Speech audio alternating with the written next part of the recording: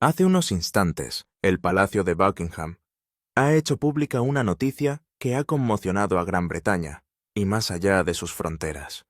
La princesa Ana, el miembro más incansable de la familia real, la que nunca aflojaba el ritmo, la que nunca se hacía a un lado, se ha visto obligada a retirarse de todas las obligaciones reales. El anuncio fue abrupto, sin paliativos, y mucho más grave de lo que nadie había previsto. La respuesta está en el momento en que el deber cargado durante demasiado tiempo y en silencio acabó por cobrarse su precio. La reacción fue inmediata y visceral. A lo largo y ancho de Londres, los viajeros se congelaron a mitad de camino cuando las alertas encendieron sus teléfonos. Las conversaciones se detuvieron. Los trenes zumbaban mientras la gente miraba fijamente las pantallas, releyendo las palabras como si la repetición pudiera cambiarlas. En Manchester una profesora bajó la voz instintivamente y susurró a una compañera: «Anne, no cualquiera menos Anne». En Edimburgo una anciana que preparaba su té matutino sintió que sus manos empezaban a temblar mientras leía el titular en voz alta con la incredulidad atrapada en la garganta. Al otro lado del Atlántico, donde eran poco más de las 2 de la madrugada, las redacciones estadounidenses se despertaron de golpe. Los presentadores se despertaban, los productores se apresuraban a organizar la cobertura de una noticia que parecía impensable. La realeza que nunca se detuvo, que nunca se quejó, que llevó la monarquía, a través de décadas de agitación sin buscar reconocimiento, finalmente había sido detenida. Lo que hizo que el momento fuera tan inquietante no fue solo la noticia en sí, sino el lenguaje utilizado para darla. No se trataba de una reducción temporal, no un breve periodo de descanso, ni un ajuste cuidadosamente enmarcado. Era un retroceso total con efecto inmediato. Esas palabras tenían una finalidad que los observadores reales avezados reconocieron de inmediato. El palacio no elige tal fraseo a menos que algo grave, algo inevitable, ya haya ocurrido. En cuestión de minutos, la BBC interrumpió su programación matinal. Sky News sacó a sus corresponsales en emisiones de emergencia. En la CNN, los analistas se esforzaban por explicar por qué este anuncio tenía tanto peso emocional. La princesa Ana no era simplemente otra miembro de la realeza en activo. Ella era la estructura bajo la estructura, la presencia constante que permitía que todo lo demás funcionara. En el interior del Palacio de Kensington, el príncipe Guillermo recibió la noticia momentos antes de que se hiciera pública. Sabía que iba a ocurrir. Él mismo había ayudado a afinar la redacción. Sin embargo, ver la declaración hecha pública le golpeó con una fuerza inesperada. Estaba junto a la ventana de su despacho privado, observando la pálida luz invernal que se extendía por Londres, y sintió toda la gravedad de lo que acababa de cambiar. La salud de su padre seguía siendo frágil. La agenda de Catalina seguía siendo cuidadosamente calibrada. Y ahora Ana, la mujer que había asumido más compromisos que cualquier otro miembro de la realeza durante décadas, había desaparecido de la lista. En un solo momento, la monarquía había perdido su pilar más fiable. En Clarence House, el rey Carlos estaba sentado solo en su estudio con la declaración impresa, descansando pesadamente en sus manos. El papel tembló ligeramente al releer las palabras que había aprobado solo unas horas antes. Ana se había resistido hasta el final, insistiendo en que podía arreglárselas, que el deber exigía su presencia, que dar un paso atrás simplemente no era lo que ella era. Pero los informes médicos no dejaban lugar a la negociación. Dividido entre su papel de soberano y su amor por su hermana Charles, había tomado la decisión que llevaba semanas temiendo. Le ordenó que se detuviera. Al otro lado del patio del Palacio de Buckingham, la reina Camilla avanzaba por la mañana con una visible pesadez que rara vez se permitía mostrar. La tarde anterior se había sentado con Ana a tomar el té en una tranquila conversación, que ambas mujeres comprendieron que podría ser una de las últimas antes de que todo cambiara. Camilla comprendía el sacrificio, comprendía el precio del deber, pero ver a Ana, la inflexible y resuelta Ana, Reconocer por fin que su cuerpo ya no podía sostener el ritmo que había mantenido durante medio siglo, la inquietó profundamente. La respuesta pública fue rápida y abrumadora. Las redes sociales se inundaron de conmoción, homenajes y preguntas sin respuesta. Para las generaciones de más edad, sobre todo las que recordaban la incansable labor de Ana durante los años de Diana, los escándalos y todas las crisis constitucionales posteriores, la noticia fue muy personal. Las conversaciones telefónicas por radio en toda Gran Bretaña se llenaron de voces que se quebraban al hablar de lo que la princesa Ana había significado para ellos. No glamour, ni espectáculo, solo presencia, año tras año, compromiso tras compromiso, sin quejas.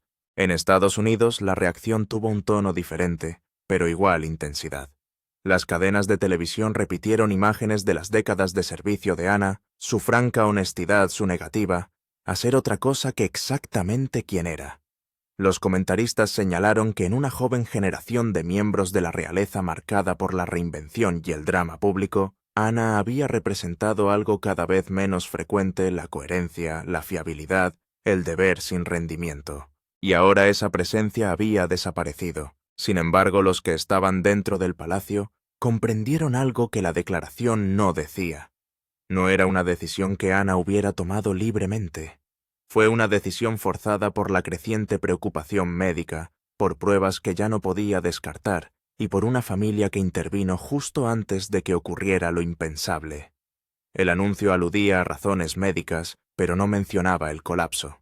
No mencionaba la intervención de emergencia, y no describía el miedo que se apoderó de sus allegados cuando se dieron cuenta de lo cerca que habían estado de perderla por completo. Para entender cómo llegó Palacio al punto de obligar a la princesa Ana a esta desgarradora retirada, hay que repasar los meses que la precedieron. Meses en los que las señales de alarma se acumularon silenciosamente visibles solo para quienes mejor la conocían. Ana había pasado 73 años perfeccionando la apariencia de una determinación inquebrantable, y cuando las grietas salieron a la superficie, la tensión subyacente ya era profunda. El cambio comenzó sutilmente a finales del verano, poco después de que la familia regresara de Balmoral. Sobre el papel nada parecía diferente. La agenda de Ana seguía siendo implacable, con una media de entre 20 y 30 compromisos semanales, un ritmo que agotaba a los miembros del personal que tenían la mitad de su edad. Pero quienes trabajaban con ella a diario empezaron a notar pequeñas irregularidades que resultaban alarmantes, precisamente por ser tan poco habituales. Hubo breves vacilaciones antes de salir de los vehículos. Una mano que se detiene en una barandilla un momento de más. Durante una visita a un hospital militar, a principios de octubre, un miembro del personal la observó apoyarse en una pared durante varios segundos, estabilizándose antes de seguir adelante, como si nada hubiera pasado. Cuando le preguntaron si se encontraba bien, la respuesta de Ana fue cortante y familiar. Perfectamente. Sigamos adelante. A medida que avanzaba el otoño, la presión en la Casa Real se intensificaba. Los problemas de salud de Catalina limitaban sus apariciones públicas. El rey Carlos, que tenía que compaginar sus responsabilidades constitucionales con los continuos controles médicos, ya no podía mantener el ritmo de su madre. Y así, una vez más, la responsabilidad recayó en Ana. Ella la aceptó sin vacilar, como siempre había hecho. Pero esta vez el coste ha sido mayor de lo que se pensaba. El príncipe Guillermo notó el cambio durante una cena familiar privada en Windsor a mediados de noviembre. Ana, conocida por su agudo ingenio y su conversación enérgica, parecía distraída, más lenta, como si se hubiera vaciado alguna reserva interna. Cuando Guillermo le sugirió amablemente que considerara la posibilidad de reducir su carga de trabajo, Ana le dirigió una mirada que él conocía bien. «Llevo 50 años oyendo ese consejo», dijo en voz baja, «y nunca lo he necesitado», pero la gente que la rodeaba vio lo que ella se negaba a reconocer. Su secretaria privada de toda la vida empezó a documentar patrones preocupantes. cansancio inusualmente precoz durante las giras de varios días, sesiones informativas en las que Ana, normalmente muy concentrada, perdía la noción de detalles que en años anteriores habría captado al instante. Alteraciones del sueño que la dejaban visiblemente agotada, a pesar de sus intentos por ocultarlo. Ninguno de estos signos por sí solo constituía una crisis. Juntos pintaban el cuadro de alguien que operaba más allá de los límites sostenibles. El rey Carlos sintió con mayor intensidad el creciente malestar. Ana y él siempre habían compartido un vínculo especial forjado por su papel de hijos mayores, que entendían el deber antes que la infancia. Él veía en ella algo de su difunta madre, ese mismo compromiso implacable, esa misma incapacidad para priorizar el bienestar personal sobre la necesidad institucional, y le aterrorizaba porque había visto cómo ese compromiso pasaba factura a la reina Isabel en sus últimos años, y no podía soportar ver cómo consumía a su hermana. El momento que transformó la preocupación en alarma llegó durante la primera semana de diciembre. Ana se había comprometido a realizar una gira de 3 días por Escocia, una serie de compromisos en honor de regimientos militares, organizaciones benéficas rurales y comunidades agrícolas. La agenda era exigente pero manejable para sus estándares habituales. El segundo día, durante una visita privada a un centro de atención a veteranos, ocurrió algo que la palaciega se esforzaría desesperadamente por contener. Caminaba por un pasillo repleto de fotografías de militares cuando se le nubló la vista. Los rostros de la pared parecían cambiar y fundirse. Su equilibrio vaciló. Un coronel retirado que caminaba a su lado notó que su mano se extendía de repente, agarrándose a la pared para apoyarse. «Señora», preguntó preocupado. Ana se enderezó de inmediato. Su entrenamiento anuló la advertencia de su cuerpo. «Solo un momento de mareo», dijo con firmeza. «Nada de lo que preocuparse». Pero el agente de seguridad que la acompañaba vio lo suficiente para activar el protocolo. En cuestión de minutos, se organizó una discreta evaluación médica en un despacho privado. Ana se resistió insistiendo en que estaba bien, que el programa debía continuar. El médico, llamado urgentemente desde un hospital cercano, fue respetuoso pero firme. Su tensión era peligrosamente alta, los signos de fatiga extrema eran evidentes, y lo que era más preocupante, el episodio sugería algo más grave que un simple agotamiento. El médico hizo una recomendación que conmocionó al pequeño grupo presente. La princesa Ana debe regresar inmediatamente a Londres para someterse a una exhaustiva evaluación médica. Cualquier otro compromiso público debe posponerse a la espera de los resultados. Ana se negó en redondo. «Mañana tengo compromisos», declaró. «La gente me espera. No les defraudaré». Fue el agente de seguridad quien hizo la llamada que lo cambió todo. En menos de una hora, el príncipe Guillermo recibió un mensaje codificado. Por la tarde, el rey Carlos había sido informado y a medianoche se había tomado una decisión al más alto nivel. Los restantes compromisos escoceses de Ana se cancelarían discretamente, atribuidos a un pequeño conflicto de agenda. Volvería a Londres no como paciente, sino como hermana, cuya familia había decidido finalmente intervenir. El viaje de vuelta a Windsor fue tenso y silencioso. Ana iba sentada rígida en el asiento trasero, con la mandíbula desencajada y la mirada fija en el oscuro paisaje escocés que pasaba por la ventanilla. Sabía lo que se le venía encima. Sabía que la familia la empujaría a dar un paso atrás, y sabía que esta vez no tendría fuerzas para resistirse, porque la verdad que había estado negando durante meses se estaba volviendo imposible de ignorar. Su cuerpo ya no cooperaba con su voluntad, y para una mujer que había basado toda su identidad en la fiabilidad en dar la cara, pase lo que pase, darse cuenta de ello fue más devastador que cualquier diagnóstico. Cuando llegó al castillo de Windsor en la madrugada del 7 de diciembre, el equipo médico ya la esperaba. Y la familia, reunida con silenciosa determinación, comprendió que los días venideros obligarían a la princesa Ana a enfrentarse a lo único que nunca se había permitido considerar. Que incluso ella, la indestructible columna vertebral de la monarquía, tenía límites que no podían superarse por pura fuerza de voluntad. cuando ocurrió lo impensable.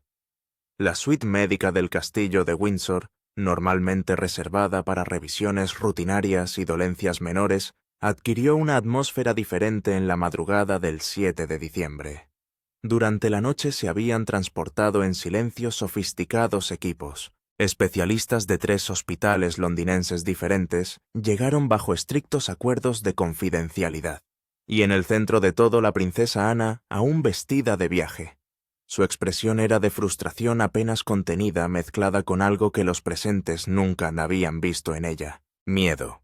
La médico jefe, la doctora Margaret Thornberry, una mujer que llevaba 2 décadas al servicio de la Casa Real, abordó el examen con la franqueza que Ana solía apreciar.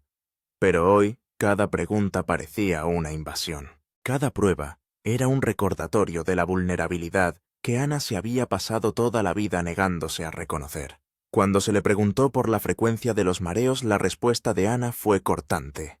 Ocasionales. Nada que interfiriera con mis obligaciones.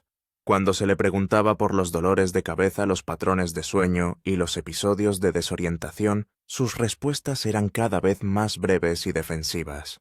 El príncipe Guillermo llegó a Windsor poco después de las 8 de la mañana. Encontró a su padre en el salón privado adyacente al ala médica, contemplando los jardines cubiertos de escarcha, con una expresión de profunda preocupación. Carlos apenas había dormido. La decisión de obligar a Ana a someterse a esta evaluación médica había sido una de las más difíciles de su reinado. Sabiendo lo ferozmente que se resistiría, sabiendo cuánto se sentiría como una traición a la autonomía que había guardado con tanto cuidado.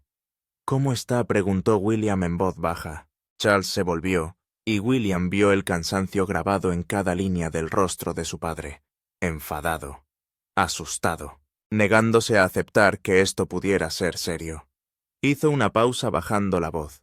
Me recuerda mucho a mi madre. Esa misma incapacidad para ponerse a sí misma en primer lugar, incluso cuando todo depende de ello. A mediodía, empezaron a aparecer los resultados preliminares y eran peores de lo que nadie había esperado.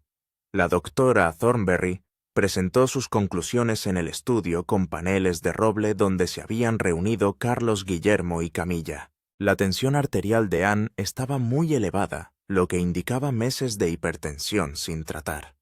Las pruebas neurológicas revelaron signos compatibles con ataques isquémicos transitorios, pequeños accidentes cerebrovasculares que servían de advertencia de acontecimientos potencialmente catastróficos que se avecinaban. Lo más alarmante fueron las evaluaciones cognitivas que mostraron un deterioro sutil pero apreciable de la velocidad de procesamiento y la función de memoria, probablemente exacerbado por el estrés crónico y el agotamiento. En términos simples, el Dr. Thornberry, el cuerpo de la princesa real, está en un estado de descomposición sistémica. Años de funcionamiento en condiciones de estrés extremo sin descanso adecuado han creado múltiples vulnerabilidades. El episodio de Escocia no fue un incidente aislado. Fue un síntoma de un problema mucho mayor. La sala se quedó en silencio. Camilla habló primero con voz firme pero tensa. ¿Cuáles son los riesgos si sigue el ritmo actual? El doctor Thornberry no suavizó la respuesta. Thornberry no suavizó su respuesta. Accidente cerebrovascular, evento cardíaco o colapso físico completo. Cualquiera de los cuales podría ser fatal. Necesita reposo inmediato y completo tratamiento integral y una reducción permanente de los niveles de estrés. Su horario actual es incompatible con la supervivencia. William sintió algo frío en el pecho. Sabía que Ana estaba presionando demasiado. Todos lo habían hecho, pero oírlo enmarcado como una cuestión de vida o muerte transformó la preocupación abstracta en crisis inmediata. Ella no aceptará esto, dijo. Luchará contra nosotros a cada paso. Charles cerró los ojos brevemente. Entonces lucharemos más porque no perderé a mi hermana por el deber. Ya he perdido demasiado por el deber. Por la tarde se produjo el enfrentamiento que todos temían. Ana fue convocada al despacho todavía con su determinación como armadura dispuesta a argumentar para librarse de cualquier restricción que la familia pretendiera imponer. pero cuando entró y vio a los tres Carlos, Guillermo y Camilla, sentados con idéntica expresión de resolución inamovible, algo en su postura cambió. Carlos fue el primero en hablar. Su voz tenía la autoridad de un rey, pero temblaba con la emoción de un hermano. Anne, hemos recibido el informe del doctor Thornberry, y no te pido tu opinión al respecto. Te estoy diciendo lo que va a pasar. La mandíbula de Ana se tensó, pero permaneció en silencio. Con efecto inmediato todos sus compromisos quedan cancelados. Te someterás a un exhaustivo programa de tratamiento médico, y no volverás a desempeñar funciones públicas hasta que un equipo de especialistas, no tú, determine que es seguro. Esa decisión no te corresponde a ti, dijo Ana con voz grave y peligrosa. Mi agenda, mis compromisos, mis decisiones. William se inclinó hacia adelante. Dejó de ser tu elección en el momento en que tu salud se convirtió en una amenaza para la institución. No podemos permitirnos perderte, Anne. Ni por orgullo, ni por deber, ni por nada. Nunca he faltado a un compromiso por debilidad personal, respondió Ana con cada palabra afilada como el cristal. No empezaré ahora. Camila sorprendentemente fue la que se abrió paso. Su voz transmitía una dulzura que los demás no podían manejar en ese momento. Esto no es debilidad, Anne. Esto es biología. Tu cuerpo está intentando decirte algo que te niegas a escuchar. Y si no escuchas ahora no tendrás otra oportunidad. Las palabras quedaron suspendidas en el aire. Durante un largo instante Ana permaneció rígida con las manos aferradas a los costados. Entonces algo cambió en su rostro. No la rendición sino una grieta en la armadura, un atisbo del agotamiento que llevaba arrastrando en solitario. Tengo 42 compromisos confirmados antes de Navidad, dijo en voz baja. Organizaciones que dependen de mí. Gente que planeaba eventos en torno a mi asistencia. Lo entenderán, dijo Charles con suavidad. Y si no lo hacen en primer lugar, nunca merecieron tu tiempo. Esa noche, mientras el castillo de Windsor se sumía en la oscuridad invernal, la familia permaneció unida como pocas veces había podido. Eduardo y Sofía llegaron desde Bagshot Park, ambos conmocionados por la noticia. Los hijos de la princesa Anna Peter y Zara condujeron durante toda la noche desde sus respectivos hogares, llegando con preguntas que nadie podía responder del todo. La reunión no era una ceremonia. Fue la reunión cruda y asustada de una familia que se enfrentaba a algo que todos creían imposible. Anne se rompe. En un salón más pequeño, alejada del grupo Zara, se sentó con su madre en el mismo silencio que habían compartido muchas veces. Ana nunca había sido demostrativa de afecto, pero Zara conocía la profundidad del amor que había debajo de la reserva. «No puedes seguir haciéndote esto», dijo Zara en voz baja. «Te necesitamos viva más que trabajando». Ana miró a su hija y por primera vez aquel día, su voz no estaba a la defensiva. «No sé quién soy si no hago esto. He sido princesa real más tiempo que cualquier otra cosa. Más de lo que fui hija, esposa, madre. Esto es lo que sé, entonces es hora de aprender algo nuevo», respondió Zara cogiendo la mano de su madre. «Porque la alternativa es impensable.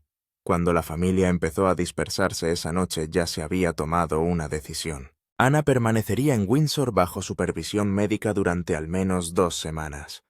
Se elaboraría un plan de tratamiento exhaustivo. Y lo que es más importante, el palacio tendría que anunciar algo al público cuidadosamente redactado para proteger la intimidad de Ana y explicar al mismo tiempo su repentina ausencia de todas sus obligaciones. El equipo de comunicación ya estaba redactando el lenguaje sabiendo que cada palabra sería escrutada, analizada y diseccionada por un público que había llegado a ver a la princesa Ana como indestructible. Lo que ninguno de ellos sabía aún era cómo procesaría la propia Ana esta retirada forzosa. Si lo aceptaría con el pragmatismo con el que afrontaba todos los retos, o si la noticia de que ya no podía seguir sirviendo rompería algo en su interior que ningún tratamiento médico podría reparar. Mientras las luces del castillo de Windsor se apagaban y el frío de diciembre se hacía más intenso, la princesa Ana permanecía despierta en una suite de invitados mirando al techo y sintiéndose más perdida que nunca en sus 73 años. La decisión que nadie quería tomar. La mañana del 8 de diciembre amaneció gris y pesada en el castillo de Windsor, al igual que el ambiente en el interior de los aposentos privados de la familia, en una sala de conferencias normalmente reservada a asuntos constitucionales. Se estaba celebrando una reunión de emergencia que determinaría no solo el futuro inmediato de la princesa Ana, sino la estructura operativa de la monarquía durante meses, posiblemente años. Los participantes se reunieron en silencio hablando en voz baja, cada uno cargando con el peso de una decisión a la que nadie quería enfrentarse. El rey Carlos se sentó a la cabecera de la larga mesa, con un aspecto disminuido que nada tenía que ver con su estatura física. A su derecha se sentaba el príncipe Guillermo, que ya estaba revisando los documentos preparados por los asesores de palacio durante la noche. La reina Camilla ocupaba la silla a la izquierda de Carlos, con expresión cuidadosamente serena. A su alrededor se sentaban los altos funcionarios de la casa, el jefe de la casa, el secretario privado, el director de comunicaciones y el doctor Thornberry, a quien se había pedido que presentara un informe médico más detallado. Thornberry, a quien se había pedido que presentara un informe médico más detallado a los responsables de la toma de decisiones. La reunión comenzó con formalidades, pero la tensión fue inmediata. La doctora Thornberry se puso en pie y distribuyó carpetas encuadernadas con su evaluación médica completa. Quiero que quede absolutamente clara la gravedad de la situación a la que nos enfrentamos. Empezó con un tono clínico, pero no exento de compasión. La princesa Ana ha estado operando en un estado de estrés fisiológico crónico durante un periodo prolongado. Los ataques isquémicos transitorios detectados son advertencias. Su próximo episodio podría provocar daños neurológicos permanentes o la muerte. Las manos de William se tensaron sobre la carpeta. Ya había leído el resumen, pero oírlo tan claramente hacía que la realidad fuera ineludible.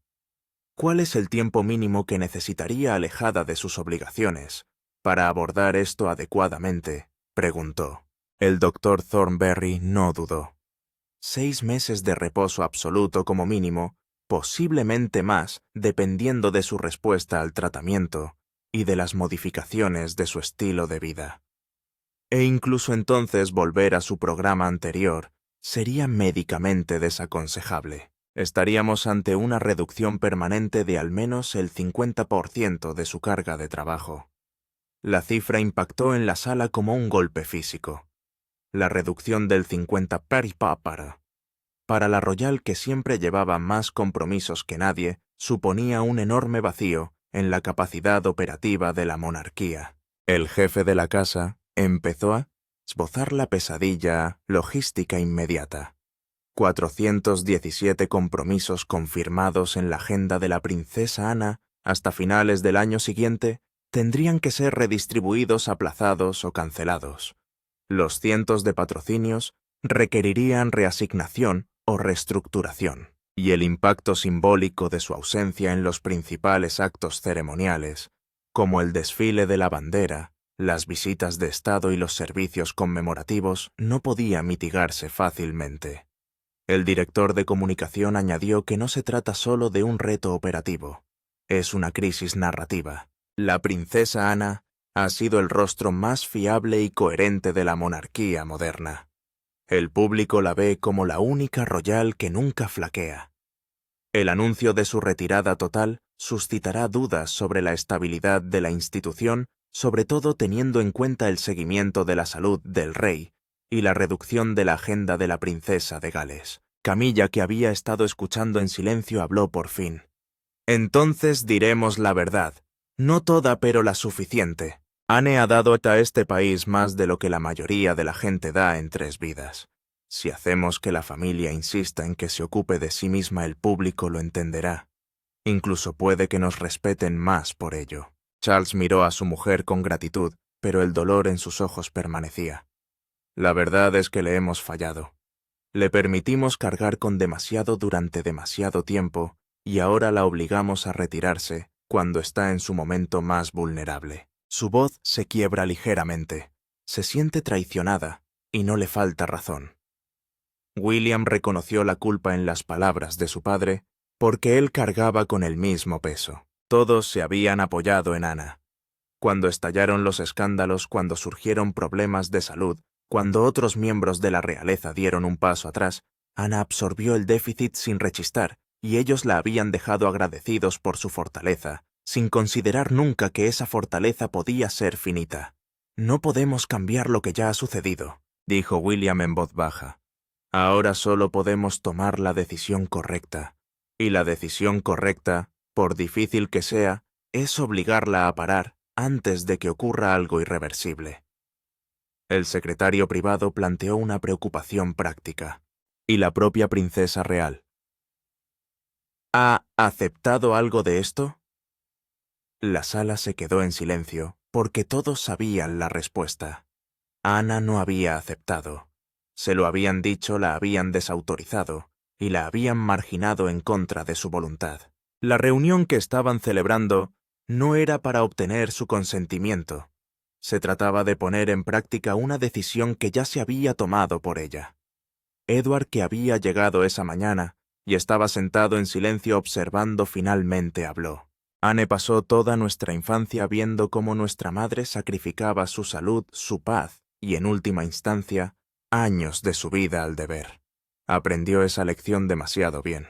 Ahora le pedimos que la desaprenda y nos sorprende que se resista. Miró alrededor de la mesa.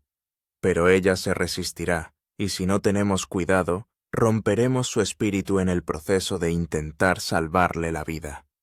Aquella observación pesaba mucho en la sala porque captaba la terrible paradoja que había en el fondo de su dilema. Tuvieron que obligar a Ana a dejar de hacerlo para preservar su salud física, pero al hacerlo se arriesgaron a destruir el sentido de propósito que había definido toda su existencia.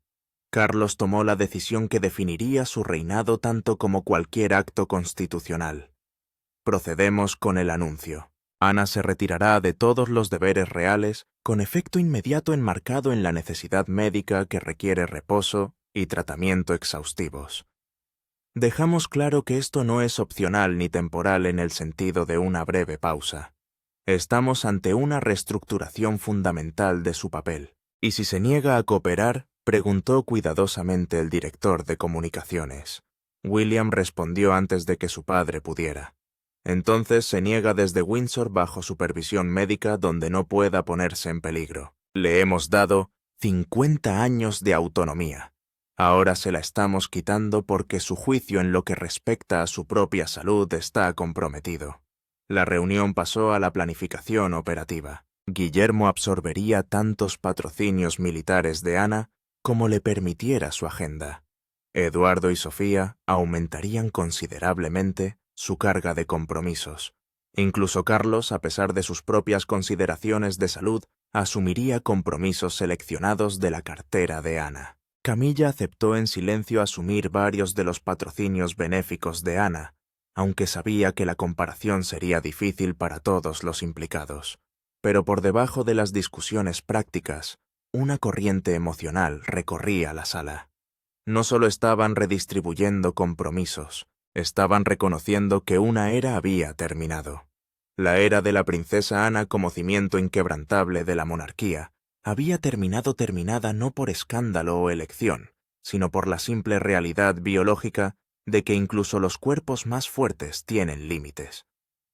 Al concluir la reunión, Carlos pidió un momento a solas con Guillermo. Cuando la sala se despejó, padre e hijo guardaron un pesado silencio antes de que Charles hablara. Te pido que hagas algo que va a ser increíblemente difícil. Necesito que seas tú quien le diga a Ana que la decisión es definitiva. Ni yo, ni los médicos, sino tú. William miró a su padre comprendiendo inmediatamente por qué. Porque ella te combatirá con la emoción, pero a mí me escuchará con la lógica. Porque tú representas el futuro, corrigió Charles con suavidad. Y Ana más que nadie entiende que hay que proteger el futuro, aunque sea a costa de algo personal.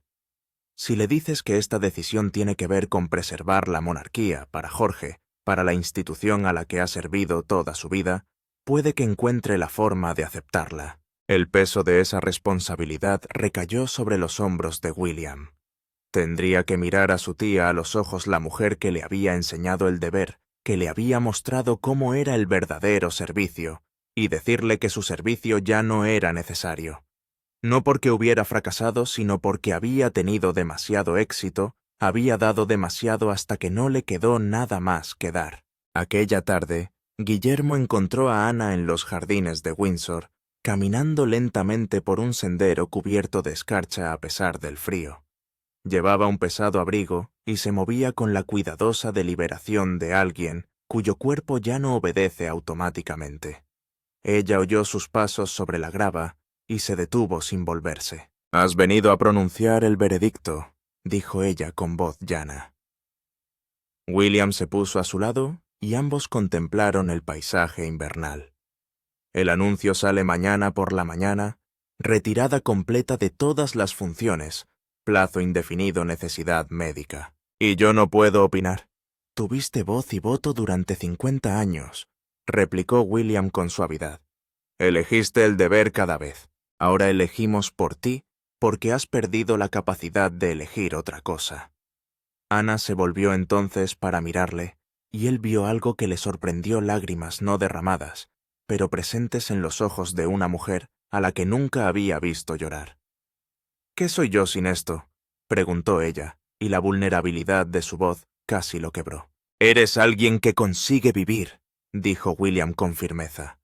Eres alguien que tus hijos pueden conservar.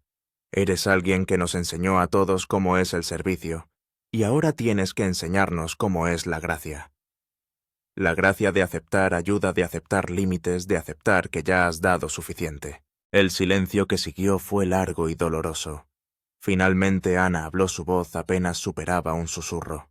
No sé cómo hacerlo. No sé cómo ser ella la persona que da un paso atrás. Entonces aprenderemos juntos, dijo Guillermo, porque ninguno de nosotros sabe tampoco cómo hacer esto, cómo ser una monarquía sin que tú nos sostengas. Pero lo averiguaremos, y tú estarás aquí vivo para vernos intentarlo. Cuando el mundo tenía que saberlo, la Oficina de Comunicación del Palacio de Buckingham había gestionado innumerables crisis a lo largo de las décadas, pero la declaración que estaban elaborando la tarde del 19 de diciembre tenía un peso especial. Cada palabra fue debatida, revisada y escudriñada, no solo por su exactitud, sino por el impacto emocional que tendría en un público que había llegado a considerar inmortal a la princesa Ana. El equipo trabajó hasta altas horas de la noche sabiendo que por la mañana darían a conocer una noticia que cambiaría radicalmente la forma en que el mundo veía a la monarquía británica. La redactora principal, Eleanor Hayes, había trabajado en la Casa Real durante 15 años. Comprendía el delicado equilibrio necesario entre transparencia y privacidad, entre preocupación y tranquilidad, pero esta declaración era diferente. No solo estamos anunciando una baja médica, dijo a su equipo reunido. Estamos anunciando el final de una era. Cada palabra tiene que reconocer lo que el público está perdiendo y al mismo tiempo darle esperanzas de que se recuperará. El primer borrador era demasiado clínico y reducía la situación de Ana a una terminología médica que resultaba fría y distante. El segundo era demasiado emocional y sugería una crisis más dramática de lo que la familia quería transmitir. En la tercera revisión habían encontrado el equilibrio. El comunicado confirmaría que la princesa Ana se retiraba debido a problemas médicos que requerían reposo y tratamiento exhaustivos. Agradecería al público su comprensión. Y lo que es más importante, incluiría una breve declaración personal de la propia Ana, algo en lo que ella había insistido a pesar de las preocupaciones de la familia. El príncipe Guillermo revisó el borrador final a medianoche. El añadido personal de Ana fue característicamente contundente. Agradezco los cuidados de excelentes médicos y el apoyo de mi familia. Espero recuperarme por completo y reanudar el servicio en cualquier puesto que resulte apropiado. William sonrió a su pesar. Incluso en su forzada retirada, Ana no pudo evitar dejar la puerta abierta a un eventual regreso. El rey Carlos aprobó la declaración a la 1 de la madrugada, con la firma temblorosa por el cansancio y la emoción. El comunicado estaba previsto para las 7,14 horas de alcance de las emisiones matinales en Gran Bretaña y de la cobertura nocturna en Estados Unidos. El palacio se preparó para la reacción que sabían que sería sísmica. En Londres, los miembros de la realeza se preparaban para la jornada. Guillermo despejó su agenda para estar disponible para consultas de emergencia.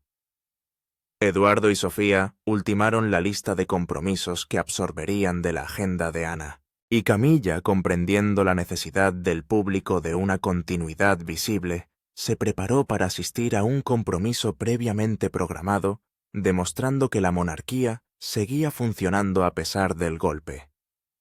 Pero los preparativos más importantes tuvieron lugar en Windsor, donde Ana, sentada en una suite privada, observaba la cuenta atrás del reloj hasta el momento en que su privacidad terminaría y su vulnerabilidad se haría pública. Aquella mañana se había vestido con cuidado, no por ningún compromiso, sino porque aparentar serenidad era el único control que le quedaba. Cuando su dama de compañía le trajo el té de la mañana, Ana tenía las manos firmes, pero sus ojos mostraban una pesadez que hablaba de horas de insomnio. Exactamente a las 7,14 la declaración se hizo pública. En cuestión de segundos la BBC irrumpió en la programación. Sky News mostró la alerta en sus pantallas, y en las redacciones de todo Estados Unidos, los redactores se apresuraron a contextualizar la noticia para el público que acababa de despertar. El lenguaje era cuidadoso, pero el significado era inequívoco. La princesa Ana, la royal más trabajadora de la historia moderna, se había visto obligada a parar. La reacción del público fue inmediata y abrumadora. Las redes sociales se inundaron de homenajes con moción y una avalancha de apoyo que sorprendió incluso a los observadores más avezados. Los hashtags fueron tendencia en cuestión de minutos. Los telespectadores de más edad llamaron a los programas de radio, muchos con la voz entrecortada, para contar lo que habían significado para ellos las décadas de servicio de Ana. En Escocia, donde se había desplomado apenas unas semanas antes, las comunidades se reunieron espontáneamente para firmar libros de apoyo en los ayuntamientos. La respuesta internacional fue igualmente contundente. Las cadenas estadounidenses dedicaron una amplia cobertura al legado de Ana, reproduciendo décadas de imágenes que mostraban su incansable labor. La CNN incorporó a historiadores de la realeza que destacaron que Ana había cumplido más compromisos que ningún otro miembro de la realeza durante más de 20 años consecutivos. Un comentarista captó perfectamente el sentimiento. La princesa Ana nunca nos defraudó, y ahora nos enteramos de que se mantuvo firme por pura voluntad durante más tiempo de lo que se pensaba. Dentro del Palacio de Buckingham, el equipo de comunicación siguió atentamente las reacciones, preparado para responder a especulaciones o informaciones erróneas, pero la respuesta fue notablemente unánime. Incluso las voces típicamente críticas se suavizaron reconociendo que la situación de Ana trascendía la política o la opinión. Se trataba de una mujer que lo había dado todo y que finalmente había llegado a un punto en el que su cuerpo simplemente se negaba a dar más. A mediodía habían llegado declaraciones de apoyo de gobiernos de toda la Commonwealth, de regimientos militares en los que Anne había servido como coronel, en jefe de organizaciones benéficas que había defendido durante décadas.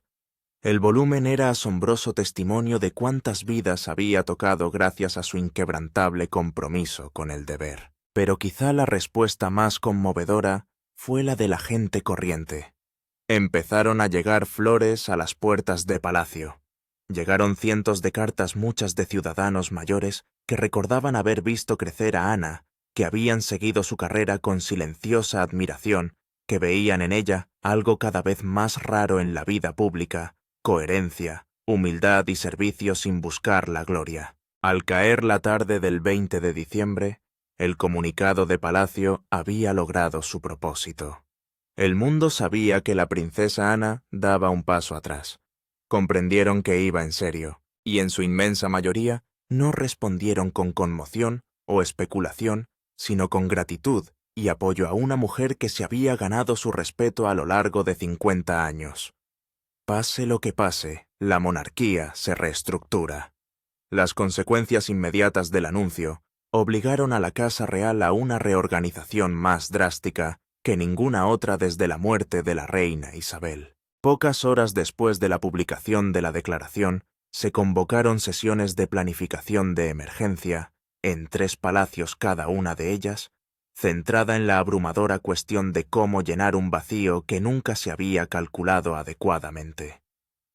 Porque la princesa Ana no solo había sido portadora de compromisos, sino también de la credibilidad de la institución de su ética de trabajo y de su conexión con comunidades de toda Gran Bretaña, a las que otros miembros de la realeza rara vez llegaban. El señor de la casa presentó las cifras en una sesión informativa matinal que dejó a todos los presentes en silencio y estupefactos. 417 compromisos confirmados hasta finales del año siguiente requerirían atención inmediata.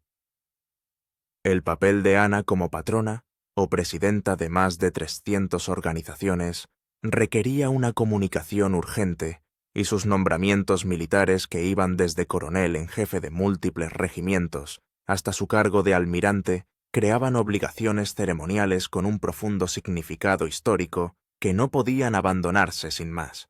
El príncipe Guillermo tomó la iniciativa a la hora de abordar los compromisos militares. Su propia experiencia en el servicio le convirtió en la elección natural, pero incluso él reconoció el reto.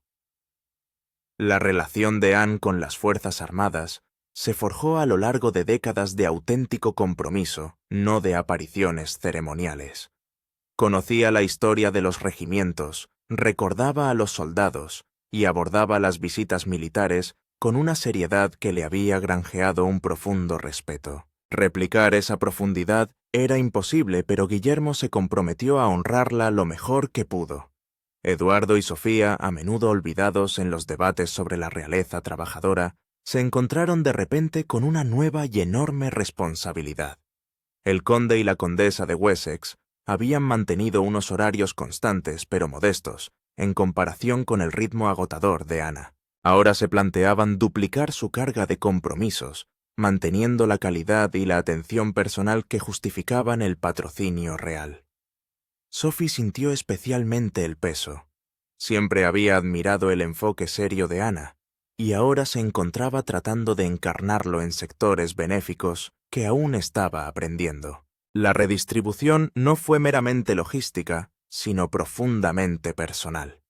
Organizaciones que habían confiado en la princesa Ana durante décadas, a veces, desde su fundación, se enfrentaban ahora a la incertidumbre de si su nueva patrona real aportaría el mismo compromiso.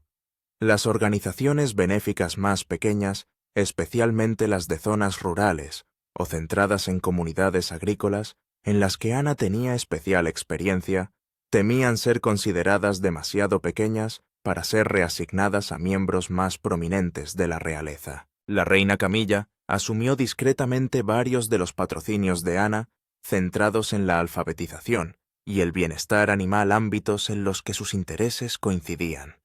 Pero abordó la tarea con una humildad inusual, reconociendo que estaba entrando en espacios en los que la ausencia de Ana se sentiría profundamente. En su primer compromiso en lugar de Ana, durante una visita a un programa de lectura en Gales, Camilla abordó directamente el tema del elefante en la habitación. «Sé que no soy la princesa», Ana dijo a los voluntarios reunidos. «Nadie podría serlo. Pero estoy aquí y estoy comprometida, y espero que eso sirva de algo». Los compromisos públicos eran solo una parte de la reestructuración. Tras los muros de palacio, la pérdida de influencia de Ana en las discusiones familiares se hizo patente de inmediato.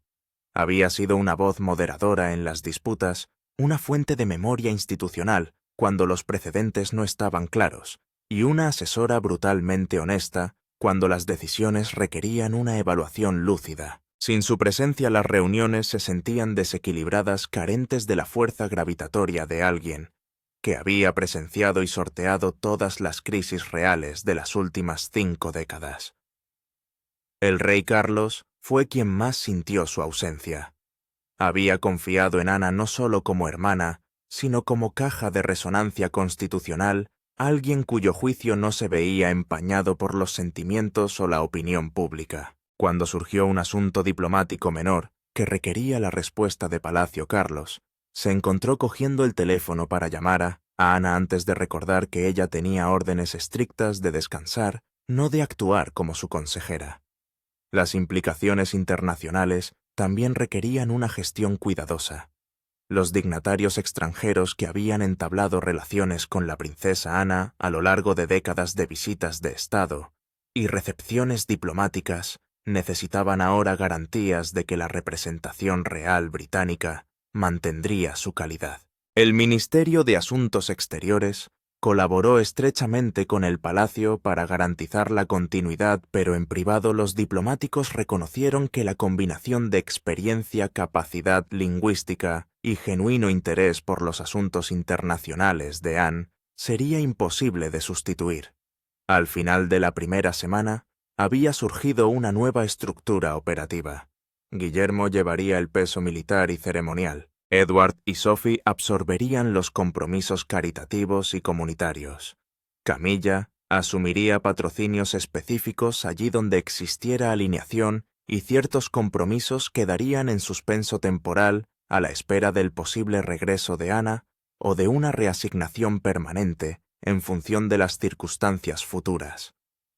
Pero más allá de las hojas de cálculo y los calendarios, algo menos tangible había cambiado. La monarquía había perdido su red de seguridad, la persona con la que se podía contar cuando todo lo demás fallaba.